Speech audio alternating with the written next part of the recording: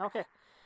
Do you have any thoughts about George St. Pierre? We saw him pop up at UFC 196, and word is he's going to challenge Connor for UFC 200. Do you see GSP coming back? And if so, who do you match him up against in his first fight back? Yeah. Well, once you start challenging somebody in 170, at 170, Conor McGregor, he wants to challenge him then? That's like, come back and fight Diaz then at least. So, okay, I understand Diaz doesn't want to do it because he wants his brother to fight that. But fight the current champion. I mean, you were undefeated for such a long time. I don't come back and just fight the current guy or the number one guy and then fight the current champion. That's what I would think would be the best plan of attack for him. I mean, do you think that GSP was supposed to actually come in there and call out Connor, and then once Diaz won, he just had no interest in that fight? Yeah, I think that's weird if that happens. So that happens? I didn't even know that. That's crazy. Yeah, and then but also a day later, I think it was Firas Sahabi, right? He was twittering Yep. that he should fight Nate. But then Nate countered back with saying, "No, those are my brother's fights. My brother's going to come back, and he's that weight class. I rather want to fight at 155." So. So bizarre. Well, I mean, I'm sure a Diaz and GSP rematch would still sell a lot of tickets, though, either way. Oh yeah, no, it will still. Everything with George, it's those are big numbers. I And know. now also with Diaz, I think he gained a lot of fans with this fight. Oh yeah, Diaz. Both brothers have a very growing fan base, and especially now Nate more so. Yeah, they're funny guys. Always really like these guys. They just say whatever they want to say. It's hilarious. I know. I wanted to ask you also about a guy that you fought in your career a few times, Ken Shamrock. He's had a very long career in the sport, and it seems like that career is never going to end.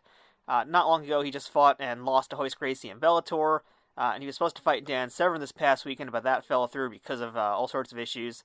And then just recently, he tested positive on his post-fight drug test from that Royce fight. So my question to you is, why do you think Ken wants to keep fighting? And I feel like I've asked you this before, but should he hang up the gloves for real now, and for real, real? Because it's been probably multiple times that Ken's already retired now. Yeah, you should have done it a while ago. But I'm not the person who can say that to him. Ken tells me personally in interviews that he enjoys training and he enjoys competing. So we can say, hey, you shouldn't do that. But he doesn't mind. Apparently, he doesn't mind the winning or losing. He wants to fulfill his needs, and what he needs is to compete and to train. So I can understand where he comes from. He just doesn't want to let it go. It's very hard to let go. It was very hard for me to let go, and for me it was much easier because I had a lot of injuries, which made training really a nightmare. So that's why I didn't want to do it anymore. But if he doesn't have that, that's the problem. But I also read that he got caught for something like an that you use for treatment against opiates, and then a steroid. So there's two things going on right there. And if that's for against opiates, that means that does he have an opiate addiction then? Or what is? There's something going on in his life. He needs to make sure that is first taken care of, and then think about fighting again. Because the last fight he didn't lose. He got kneed in the pills. I don't care what other people say. That I saw as well.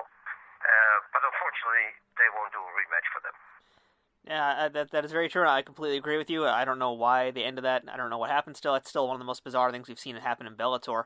Well, on that topic, I mean, what do you think about Royce? Because Royce basically didn't fight for many, many, many years. He came back, had this match with Ken. Should Royce continue fighting as well? I mean, do you want to see him fight again as a fan? I would watch the fight, but to especially if it would be a pay-per-view, I don't know if I would buy it. I don't know. It's fun to watch, but it's at a certain time. If I would see myself fight right now, I'm not that guy anymore that I used to be. I see a slower version of it. The reflexes. All these things. I don't think it's a good thing. I understand that you still want to try it, and it's very hard again. To say goodbye to a career like that, but. It's. I don't think it's a good thing to show not the real you, not the person that made you famous. And it seems like MMA, a lot of fighters just have very, very long careers, just for whatever reason, more so than a lot of boxers would have. And I feel like if you didn't have your injuries as well, you would have kept fighting for a much longer career. What do you think, about MMA fighters and the idea of retirement? Because it just seems like something that MMA fighters have not really completely wrapped themselves around yet. With guys like Randy, with Mark Hunt fighting at 42. So what do you think about that idea, that concept? I think what people that's still every time it blows me away. They're over there in New York where they say, oh, and MMA is violence and it shouldn't be here. It's much more safer than boxing. And the question that you're asking me right now, that again proves it. We have way less wear and tear on our head and on our body because there's a lot of them is with submissions. They train on submissions. So half the time of training is submissions. The other one is striking. So you cut down the training time already in half. With striking, with boxers, it's 100%. So they spar every day, and everything goes to the head. That's where you get the real injuries. And it's not with MMA. And I truly believe that's why you have fighters way older that can still compete. Because now they can choose also, if like a Randy Couture, if he says, I'm going to fight a great striker, well, he's a great wrestler. This guy will take you down. He's going to break it. He's going to bring it to an area where he's very comfortable because he did that his whole life. And he's able to do that because of his long wrestling career. So with him being older, but still be able to do that, he can take the fight to wherever he wants to bring it. That's why I truly believe that. I'm happy you asked that because that's a proof in the pudding again that MMA is safer than boxing. I don't know. What do you think about changing or banning the weight cutting process in mixed martial arts? We know ONE FC has already started to work on bettering that process. Do you have any opinion on the topic, or is it really just a necessary evil that we have to have in combat sports? It's a necessary evil. It's been everywhere. It's been in horse racing. I mean, it's been in wrestling. It's been in a lot of sports, and they're used to that. And in boxing, there's now such a big problem because they have way more weight classes than MMA has. So they would just take the weight class the closest to their natural weight, I guess. But in MMA, unfortunately, there's always people think when they lose that it's not because of me.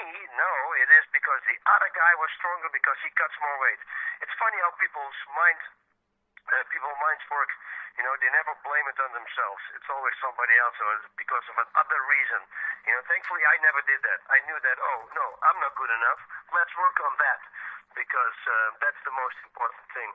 I think in MMA they will start realizing that. I think with the IV ban, they are going to realize it. But I think a weight cut, if it's done right, the correct way, I don't think it's dangerous at all. They just have to need to seek the help of a professional.